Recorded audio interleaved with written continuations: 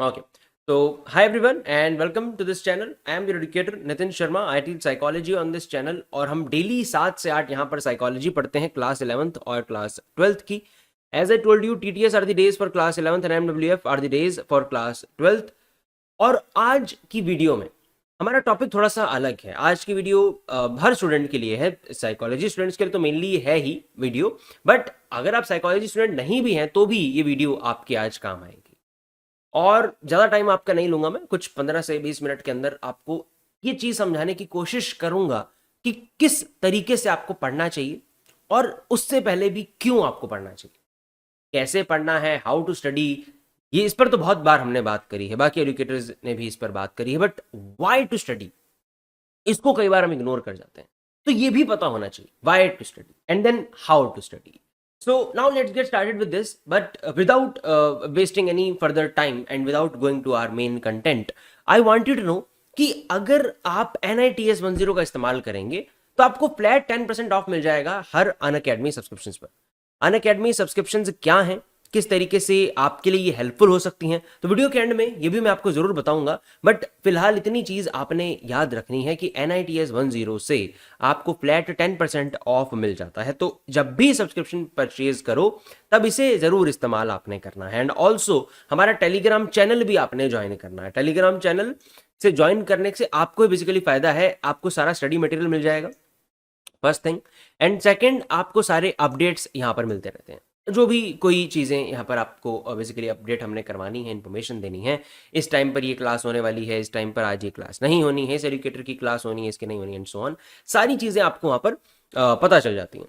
तो study material सारा मिल जाता है, अपडेट्स आपको मिलते रहते हैं. तो ऑब्वियसली विन विन सिचुएशन है आपके लिए, तो ज़रूर आपने ज्वाइन करना है, आप ही का बेनिफिट है टेलीग्राम चैनल ज्वाइन करने से. एंड ऑल्सो अब अनअकैडमी ने अपना जो क्विज का फीचर है वो सभी के लिए रोल आउट कर दिया है. पहले ये एक पेड फीचर था, सिर्फ प्लस स्टूडेंट्स के लिए ही था, बट अब हर कोई बच्चा फ्री ऑफ कॉस्ट क्विज को ज्वाइन कर सकता है क्योंकि आपके MCQs पेपर आ रहे हैं. So we obviously understand this situation और तभी सभी के लिए अब ये क्विज ओपन है. और अगर आपके पास प्लस सब्सक्रिप्शन अभी तक नहीं भी है तो भी आप क्विज को एक्सेस कर सकते हैं. All you need to have is the Unacademy learning app, जो कि आपको प्ले स्टोर से मिल सकती है. सो प्ले स्टोर पर जाएं, अनअकैडमी लर्निंग ऐप लिखें, उसे डाउनलोड करें, देन लॉगिन आपने करना है, अपना गोल सेलेक्ट करना है, then menu button plus label test में बॉटम में जब आप जाकर देखेंगे ज्वाइन क्विज का ऑप्शन आपको दिख जाएगा. उस पर सिंपली आपने क्लिक करना है और अपना कोड वहां पे बस भर देना है. कोड एडुकेटर्स के कोड होते हैं, जैसे मेरा कोड है NITS 10, इसको आपने भर देना है तो आपको फ्री ऑफ कॉस्ट एक्सेस वहां पर मिल जाता है. बग्स एंड बाउंटी फीचर के थ्रू अनअकैडमी हमें ये अपॉर्चुनिटी प्रोवाइड करवाता है कि अब आप रिपोर्ट कर सकते हैं किसी भी इनएप्रोप्रिएट कंटेंट को. कोई भी कंटेंट इनएप्रोप्रिएट आपको लगता है, सुटेबल नहीं लगता है, आपको लगता है कि किसी को स्पेसिफिकली टारगेट किया गया है, या कोई भी आपत्तिजनक बात अब अगर आपको लगती है तो आप उसे बिल्कुल अब रिपोर्ट कर पाएंगे. और हर वीडियो की डिस्क्रिप्शन बॉक्स में आपको बग्स एंड बाउंटी फीचर के नाम से एक लिंक जरूर मिलेगा, उसे भर के आप अपनी रिपोर्ट वहां पर भर सकते हैं और उसको जरूर सुना भी जाएगा. तो आई होप ये सारी चीजें आपको क्लियर होंगी. And now let's get back to our topic, जो मैं आपको कह रहा था कि हमने आज समझने की कोशिश करनी है और ये समझने की कोशिश करनी है कि किस तरीके से हमें पढ़ना है. So why and how to study and specially psychology. So first of all, क्यों हमने पढ़ना है और कैसे पढ़ना है स्पेशली साइकोलॉजी.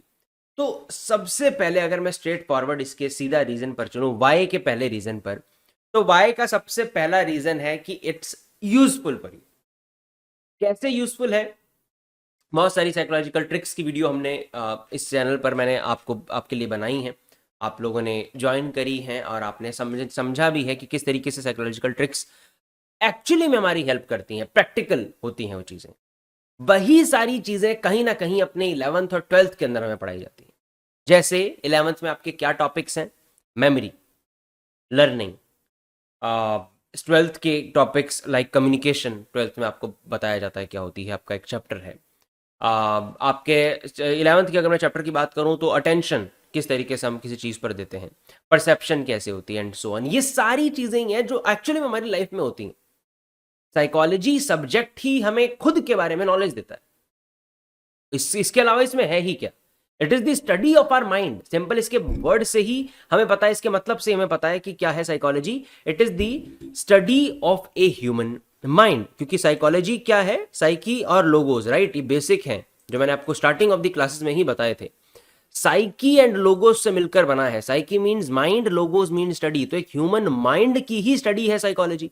तो इसमें कुछ भी चीज ऐसी नहीं है जो इम्प्रैक्टिकल है, जो जो जो चीज मतलब रियल वर्ल्ड से रिलेटेड ही नहीं है, हमारे हमसे रिलेटेड नहीं है, ऐसा कुछ भी नहीं है साइकोलॉजी में। एक एक चीज हम ही से रिलेटेड है और हमें हमारे ही बारे में अवेयर करवाती है। कोई भी टॉपिक आप उठा सकते हो।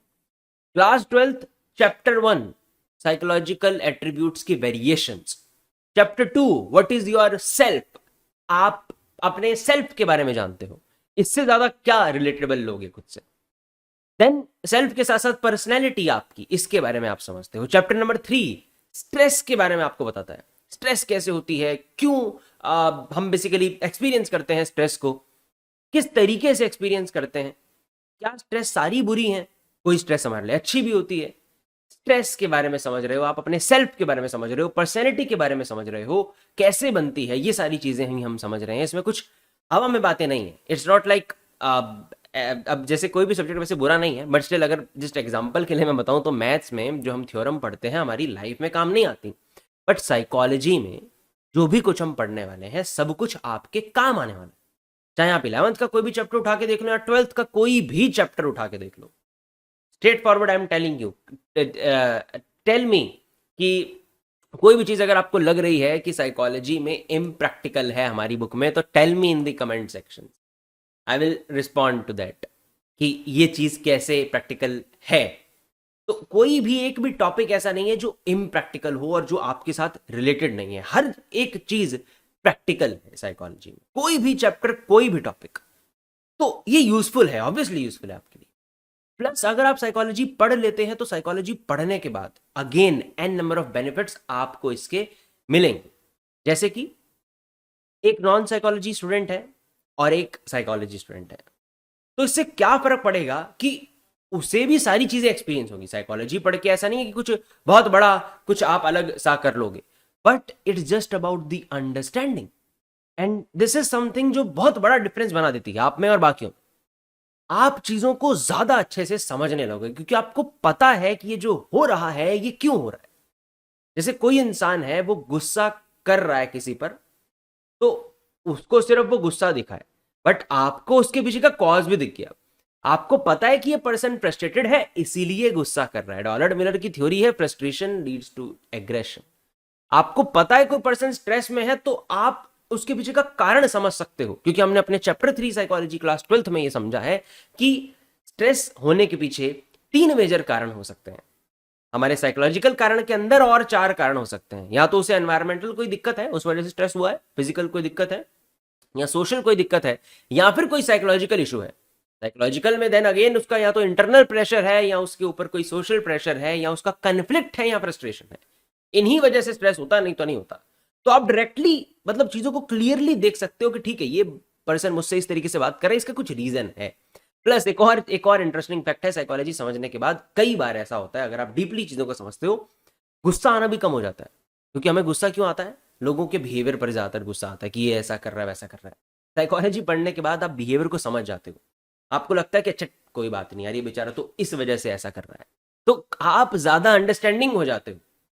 तो अल्टीमेटली उसकी वजह से क्या होता है कि आप कम फ्रस्ट्रेटेड होते हो, कम गुस्सा आपको आता है, आप चीजों को देखने लग जाते हो, मतलब देखने इन द सेंस कि समझने लग जाते हो चीज ज्यादा क्लियरली। तो ये तो कुछ अभी 1-2 बेनिफिट्स मैंने आपको बताए हैं। अदर देन दिस पूरी ये क्लास मैंने इसके ऊपर रखी थी और एक बार पहले भी कि क्या क्या टोटल बेनिफिट्स हैं साइकोलॉजी पढ़ने के लिए, तो आप वो क्लास भी देख सकते हैं, आपको और चीज़ें क्लियरली समझ आ जाएंगी।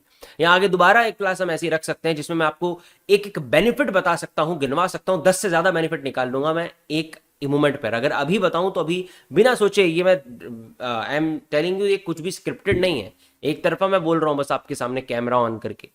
तो अगर मैं इस तरीके से अभी सोच सकता हूं कि इतने बेनिफिट मैंने अभी मेरे माइंड में आ गए, जो कुछ अभी मैंने आपको बताए, तो अगर मैं सोचने बैठूंगा तो हजारों बेनिफिट इसके निकल सकते हैं इसे पढ़ने के। तो इसका मतलब यह है कि सब्जेक्ट आपके लिए लिटरली यूजफुल है। और अगेन साइकोलॉजी, हो सकता है मैं कोई चीज ना बता सकूं पर आपके माइंड में वो बेनिफिट आ जाए, आपको किसी अलग तरीके से वो हेल्प कर जाए। तो psychology is a practical subject और ये बहुत यूजफुल है आपके लिए। तो ultimately it is useful for you. ये तो पहला कारण हो गया इसे पढ़ने का। अब मान लेते हैं कि चलो ये सब चीजें आपको नहीं भी समझ आई कि यार यूजफुल है ये वो, नहीं इंटरेस्ट इसमें आपका, ठीक है कोई बात नहीं, इंटरेस्ट हमारे अलग अलग होते हैं। तो भैया आपके लिए देन ये कारण हो सकता है कि यू हैव टू, ऑप्शन थोड़ी है भाई साहब, ऑप्शन है क्या आपके पास? अगर सब्जेक्ट है तो पढ़ना तो है ही ना।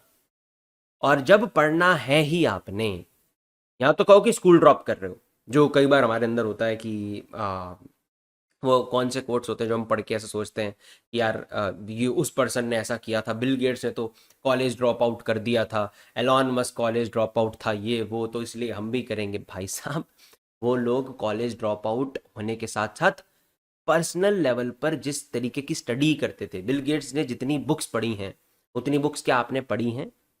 एलॉन मस्क जिस तरीके से स्टडी करते थे, जिस उम्र में उन्होंने अपनी कोई सॉफ्टवेयर बना दिया था, उस एज में हम लोग अपने दोस्तों के साथ पता नहीं क्या क्या इलॉजिकल चीज़ों में बहस कर रहे होते हैं।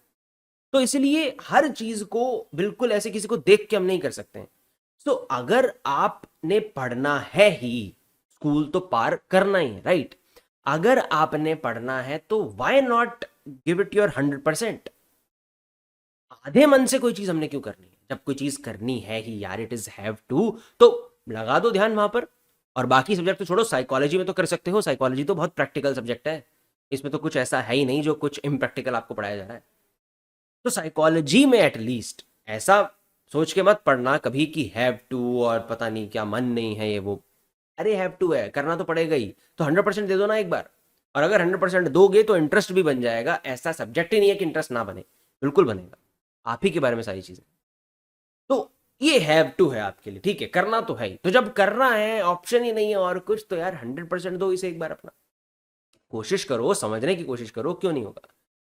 खैर इसमें मैं ज्यादा खींचना नहीं चाहता हूँ, आई होप आपको ये समझ आ गया होगा। But yes, why to study के सिर्फ दो ही ऑप्शन, और साइकोलॉजी हटा के कोई भी सब्जेक्ट ले लो, यहाँ पर कोई भी सब्जेक्ट है भाई, ऑप्शन नहीं है हमारे पास यार। अब सब्जेक्ट अलॉट हो गया, पढ़ना ही आ गया, आपने पढ़ना है ही उसे, और कोई ऑप्शन नहीं आपके पास। तो give it your 100%। Why you can't give it? You obviously you can. So why? क्योंकि साइकोलॉजी यूजफुल है। साइकोलॉजी की बात ना करूं तो वाई में आप क्या जवाब रखोगे? जो आपका जवाब है। वाई के जवाब आपके खुद के पर्सनल जवाब भी हो सकते हैं।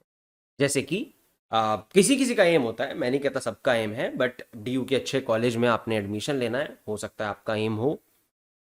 अगर आपका एम है तो पढ़ना पड़ेगा, बिल्कुल जरूरी है। मार्क्स कौन कहता है मार्क्स जरूरी नहीं है? बिल्कुल जरूरी है भाई। अगर एम ऐसा है तो जरूरी है, अगर एम कुछ और है तो फिर बिल्कुल भी जरूरी नहीं है आपके लिए, that's totally fine then. But aim के हिसाब से चूज करना ये आपकी कॉमन सेंस है। तो आपका अपना अपना वाई का जवाब हो सकता है, तो वो ढूंढो। ये ओवरऑल मैंने एक ओवरऑल बताए हैं अपने सब्जेक्ट के लिए, इनके अलावा वाई के जवाब और भी आपके पास हो सकते हैं। दो जवाब मैंने आपको बताए हैं, एक तो साइकोलॉजी यूजफुल है और दूसरा ऑप्शन नहीं है, करना ही है तो मन से करो। अब इसके अलावा वाई के जवाब आपने खुद सोचने हैं कि क्यों मेरे लिए ये जरूरी है, क्यों मुझे ये करना है, मेरा क्या एम है, उसको उसके पास मुझे कैसे ये लेकर जा सकता है। ये सब चीजें आपने खुद सोचनी है, यहां पर कोई और नहीं आपको बता सकता। So basically these are the answers of your why. अब इसके अलावा आगे बढ़ते हैं और अब हम आते हैं हाउ टू, कि अब कैसे पढ़नी है। तो कैसे पढ़नी है में सबसे पहला पॉइंट जो मैं आपको बताने वाला हूं वो है कॉन्सेप्ट क्लैरिटी। बहुत बार सुना होगा आपने बट इसे फील करके देखो, इस चीज को, कॉन्सेप्ट क्लैरिटी को भी क्लियरली समझो। क्या होता है कॉन्सेप्ट क्लैरिटी? अगर मैं आपसे कहूं इस मोमेंट पर सोचो कि अगर एक कागज है जो आग के ऊपर पड़ा है, उसका क्या होगा?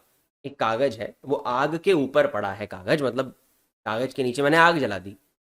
अब उस कागज का क्या होगा? और इसमें मैं आपको ऑप्शन दे दूं कि आपका ऑप्शन नंबर ए है कि कागज काला हो जाएगा, ऑप्शन नंबर बी है कि कागज गीला हो जाएगा, ऑप्शन नंबर सी है कि कागज फट जाएगा, ऑप्शन नंबर डी है कि कागज जल जाएगा।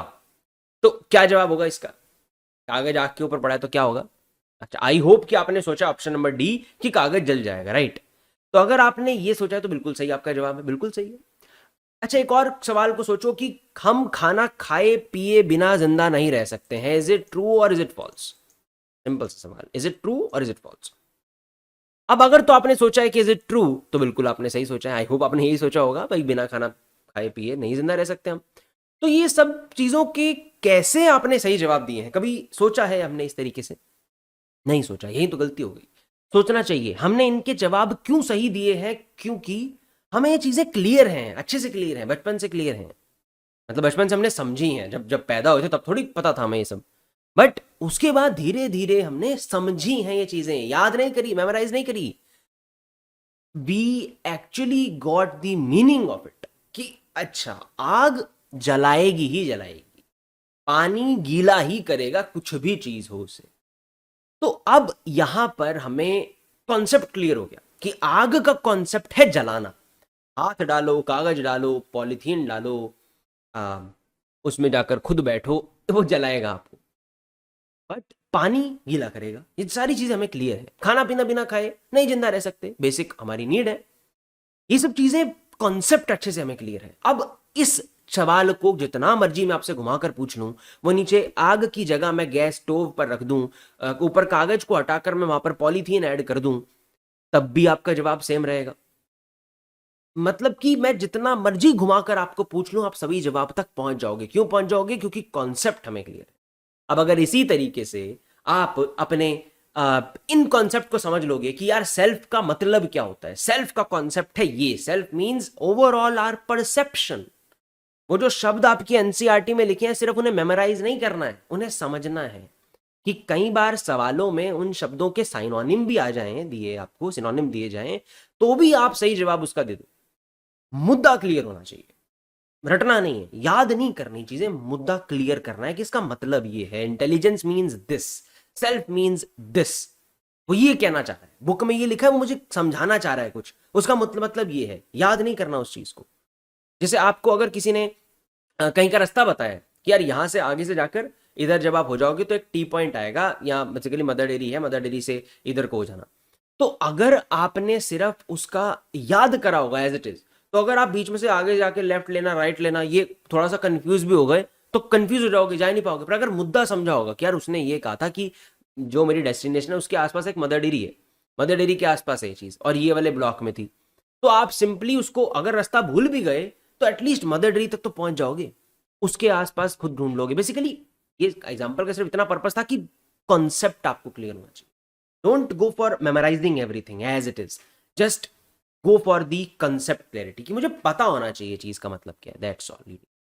सो खैर इसमें भी और ज्यादा नहीं खींचते हैं, तो बिल्कुल कॉन्सेप्ट क्लैरिटी जरूरी है आपके लिए। अगर ये होगी तो इजीली सारी चीजें हो जाएंगी। अब सवाल आता है कि कैसे कैसे कॉन्सेप्ट क्लियर करोगे। तो फर्स्ट ऑफ ऑल, इस चैनल पर डिटेल में चैप्टर 1, चैप्टर 2 और चैप्टर 3 तीनों चैप्टर्स मैं ऑलरेडी आपको करवा चुका हूं। अभी रिवीजन सीरीज भी चल रही है। अभी जब आप इसे देख रहे हो तो हम चैप्टर 2 की रिवीजन सीरीज पर हैं। अगर आप आज ही इस वीडियो को देख रहे हो तो डेट देख लेना कब अपलोड हुई है। तो अगर आप दिवाली वाले दिन आज 4 तारीख को इसको देख रहे हैं तो बेसिकली हम अपने चैप्टर 2 की रिवीजन कर रहे हैं क्लास 12th की।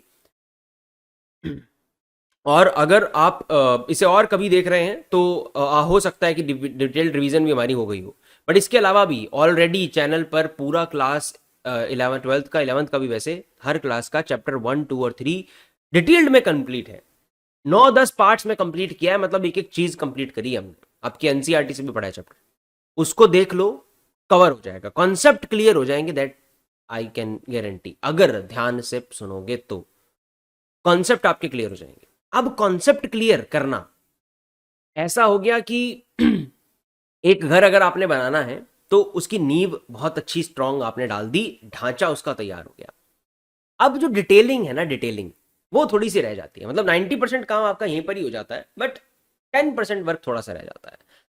कॉन्सेप्ट क्लैरिटी से नॉलेज आपको हो जाएगी, इसमें कोई भी डाउट रखने की जरूरत ही नहीं है। बस इतना भी अगर आपने कर लिया, मुद्दा समझ लिया ना कि आपके चैप्टर 1 का नाम है साइकोलॉजिकल एट्रीब्यूट्स की वेरिएशन, अगर आपको उसका एसेंस पता है कि ये चैप्टर मुझे ये कहना चाह रहा है, तो नॉलेज आपको मिल जाएगी, this I can guarantee. But marks भी हमारे लिए जरूरी हो जाते हैं उन बच्चों के लिए जिनका कुछ एम है आगे एजुकेशन फील्ड में करने का, तो उनके लिए मार्क्स बिल्कुल जरूरी है। तो उसके लिए अब क्या करना पड़ेगा यार, but still memorisation is needed. उनके लिए मेमोराइजेशन बिल्कुल नीडेड है।